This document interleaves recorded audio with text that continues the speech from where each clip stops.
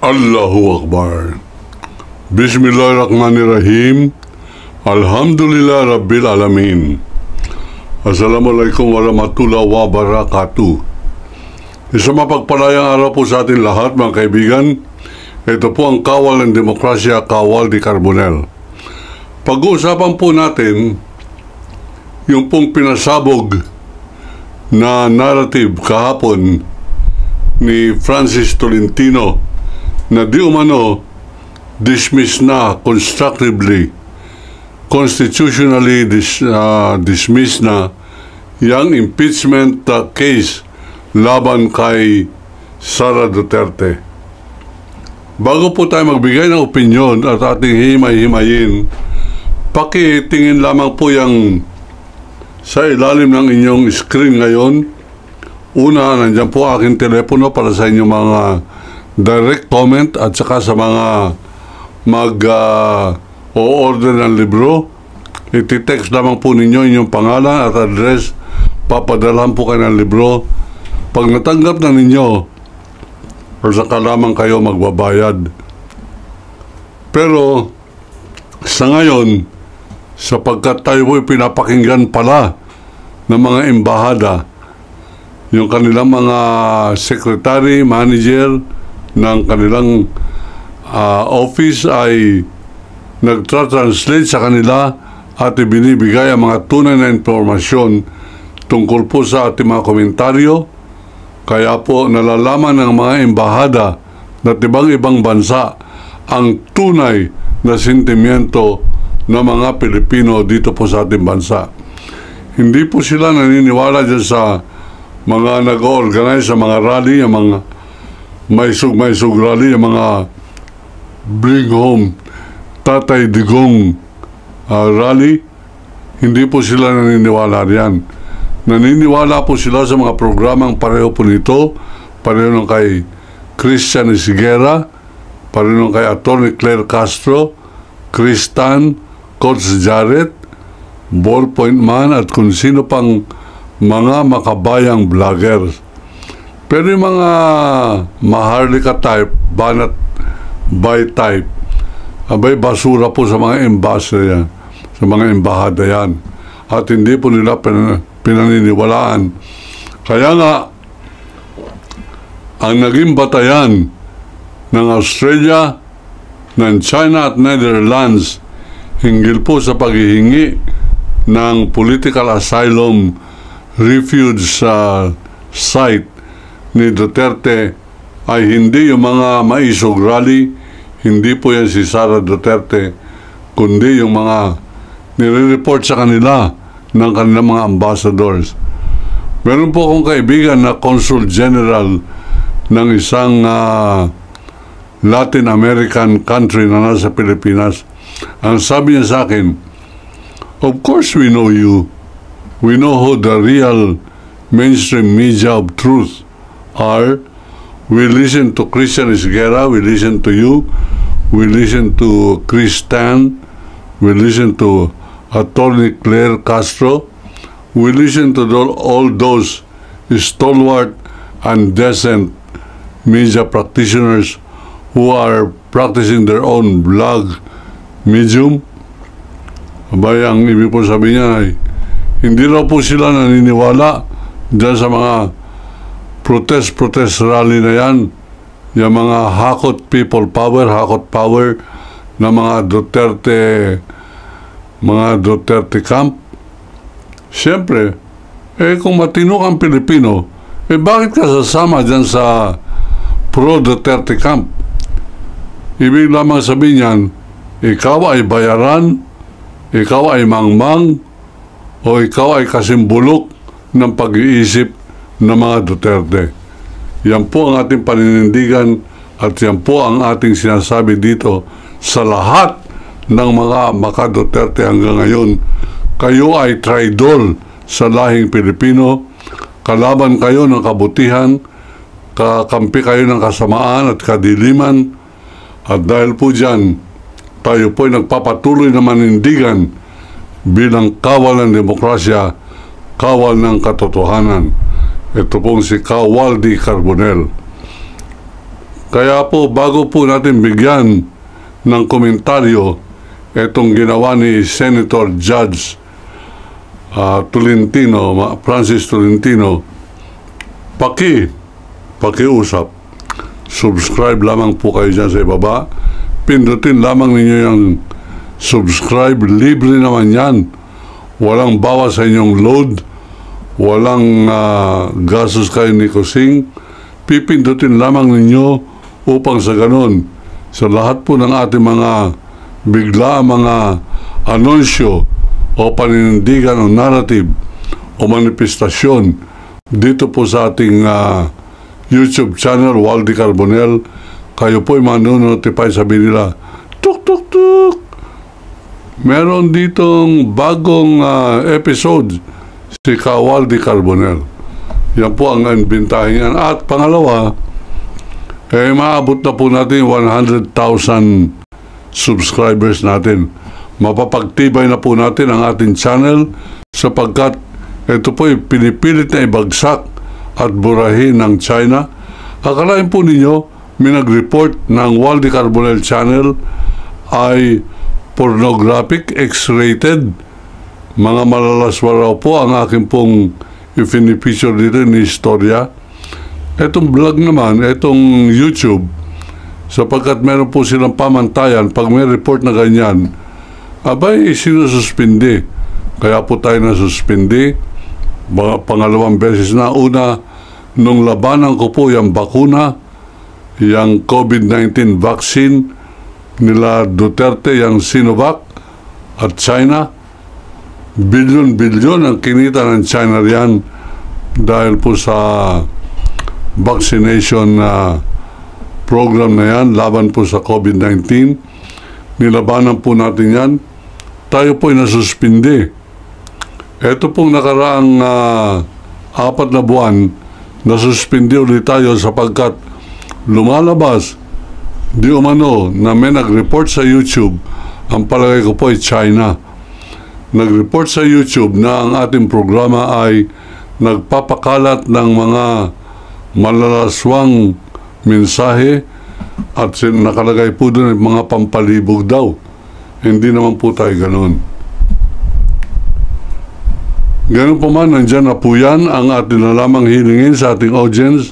Kung naniniwala po kayo sa paninindigan ng kawal ng demokrasya, meron pong nakalagay sa ibaba, subscribe lamang po kayo, pindutin lamang ninyo, at kung maaari, i-share, mag-comment o mag-like, at tayo po ay titibay ng titibay sa ating pong pakikibaka, laban po sa fake news at laban sa mga sirang ulong Pilipino na kumakampi pa sa China na parang Marcoleta, kumakampi pa sa mga kademonyohan parang baboy na Robin Padilla, kumakampi pa sa kabuhungan, kabuktutan pareho ni Senator Bato de la Rosa.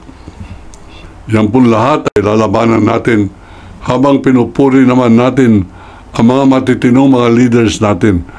Andyan si General Torre, General Nicolas Torre III. Tayo po ay sumasaludo sa inyo. From kawal to kawal, tayo po ay naniniwala na itong general na ito, ang layunin ay mabuti. Meron po ako appointment sa kanya ng Lunes. Hindi po kami nagkita sapagkat kailangan mag-Russia doon po sa Kabisayaan upang sa ganun ay bigyan ng agad na solusyon yung pong polisiya diyan po sa Kabisayaan, at siya po'y nagtagumpay. Tinanggal niya ang chief of police sapagkat kulturang katamaran daw ang pinaiiral doon sa kanyang kapulisan. At tayo rin po'y naninindigan para suportahan ang isang senadorang pareho ni Risa Hontiveros.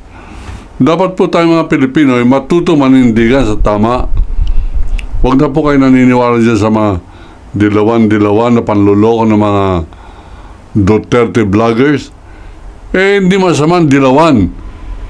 Ako po ay humahanga sa mga dilawan, humahanga po ako sa mga pinklawan, humahanga ako sa mga kapareho ni Risa Hontiveros, nila Laila de Lima, Justice Lourdes Sereno, at iba pang mga mararangal na mga Pilipino pa rin ni General Nicolas Torre, Senator Coco Pimentel, Senator Grace Poe, Senator Gatchalian, at sama na natin Senator Binay, sapagkat natuto rin siya manindigan sa tama, huliman daw at magaling na yahabol din. Ganun pa man, atin pong bibigyan ng pagkilala itong si Senator Risa Hontiveros. Tama ang kanyang ginawang pagdidemanda laban sa isang vlogger na ang pangalan ay Attorney Trixie Cruz ba yan? Anyway, yan pong attorney na yan na dating nagkokomentaryo dyan sa DWIZ na kung saan dyan po tayo nanggaling, kasama po si Ramon Tulfo at si Ray Langit. Abay, nung namatay si Pinoy Aquino, humahagikik po ng tawa sapagkat siya ay hindi nahihiya maging pro-Duterte media. Dapat ang media walang pro-pro, dapat neutral, called neutrality of impartiality. Ito ay alagad po ng Duterte ito para po mga ilang mga opisyal ng National Press Club nagiging tuta ng mga Duterte. Bakit? Dahil po sa pera, dahil sa kaswapangan, dahil sa kanilang pagdakila sa pera at kapangyarihan. Kaya nga po, tayo ay nagbibigay ng ating pong suporta dyan po sa pagkilos na yan ni Senator Risa Hontiveros laban po sa mga mapanira at hindi makatotohanan ng mga vloggers na pareho po na Tricia Angeles, yung mga apelido niyan, na nung namatay si Pinoy Aquino, humahagikik, ang sabi niya, hey, namatay na. At alam ba ninyo mga kababayan, sabi niya, ang sanhi ng pagkakamatay nitong dilawan na ito, AIDS. Abay, abogada ito. Pangako ko sa inyo, bago matapos itong July, ididemanda ko ng disbarment yan. Ipapatanggal po natin bilang abogada yung mga pareho niyan. Ipapadisbar natin yan, pareho nila Harry Roque. Ipapadisbar po natin yan sapagkat ginagamit nila ang kanilang pagiging abogado sa panlilinlang ng kapwa Pilipino. Yan si Francis Tolentino, abay naglahad po siya ng manifestasyon na ang impeachment proceedings laban kay Vice President Sara Duterte ay wala na sapagkat sang-ayon daw sa saligang batas, the Senate must forthwith convene itself as impeachment court and try the case as soon as possible. Hindi na naging as soon as possible yan sapagkat 4 na buwan na ang nakakaraan, hindi pa po naglilitis ang impeachment court. Kanino bang kasalanan yan? Kasalanan po ng Senado. Ang ibig sabihin yan, tinuturing na ni Tolentino, Senator Francis Tolentino. Tandaan niyo po ang pangalan na yan, ipako na natin yan at harangan sa kanyang political career sapagkat nagsisilbi siyang traidor sa saligang batas, traidor sa kapakanan ng mga Pilipino at traidor sa katotohanan. Ang pangalan ng senador na yan, magdemanda kung magdemanda gusto mo. Francis Tolentino. Yan po ay dapat na rin sumpa, kasumpa-sumpa yan. Pareho ni Chis Escudero, ni Joel Villanueva, Bato de la Rosa, hindi na po natin kinaisumpa yan. Dapat yan ay biyakin na ang ulo niyan. Kinakalang tagpasin na siguro yan. At yan po ang dahilan kung bakit parating nandito ating simbolo ng pagiging kawal ng demokrasya ang aking pong Muslim Chris. At ito po ay ating pong pinaninindigan na hindi lamang po dekorasyon yan, kundi ang pangarap ko ay matagpas ang ulo ni Bato de la Rosa. Kung gusto niya ako i-demanda dahil po dyan, sige lang. Yan po ay maliwanag na ebidensya. Kung sinabi ni Sara Duterte gusto niyang ipapatay at meron siyang kinausap na papatay kay President Ferdinand Bongbong Marcos Jr. sa kanyang asawa at sa Speaker of the House, at sinabi niya no joke, no joke.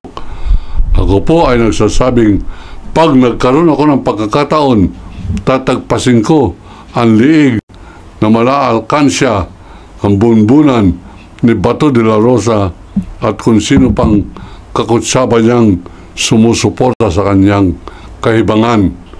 At dahil po dito, tayo po ay nagpapatuloy at akin din pong abangan kung paano ko susunugin itong si Robin Baboy Haram Padilla.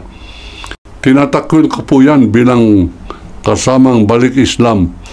Ang Islam, mga kaibigan, kayo na meron ng mga pagkakataon may makausap na mga tunay na Muslim sa pamamagitan po ng inyong pag-deal sa kanila, sa kanilang mga gawain na pagbibenta ng kung ano-ano bilang mga Muslim traders, wala po sa mga Muslim yung pagmumura at haram ang ibig po sabihin. Ang salitang haram ay ang pagkakasuklam, ang pagturing sa mga bagay na haram na isang kasuklam-suklam na bagay at dapat iwasan. Kasama na po rin ang pagkain ng baboy. Haram po yan. Sapagkat kahit sa Old Testament, nandiyan po yan sa Biblia na madumi ang karne ng baboy. Ito po ang versikulo dyan. Leviticus chapter 11 verse 7 and 8. Of the swine thou shalt not partake, it shall be abominable to you. Of the carcass thou shalt not touch, it shall be unclean to you. Na kahit nahawakan mo man lang yung karne ng baboy, madumi na yan. Mga kasalamuhan mo pa, pareho ng baboy na senador na Robin Padilla, haram po yan. Kaya nga po yung mga biik, alam po ba ninyo yung biik, yung mga liliit na baboy, kung naglalakad sila nakatungo, bakit po? Sapagkat ang nanay nila ay baboy. Kaya nga po sila nakatungo sapagkat suklam-suklam nakakapandiri ang baboy. At kung pinandidirihan po natin yan ng mga lugar na madudumi, ang tingin natin ay parang kang kababuyan. Bakit nating ninanamnam, kinakain at napapalaway-laway pa tayo sa pagkain ng maduduming bagay na yan? Pero yan po ay tungkol po sa aking relihiyon bilang balik Islam.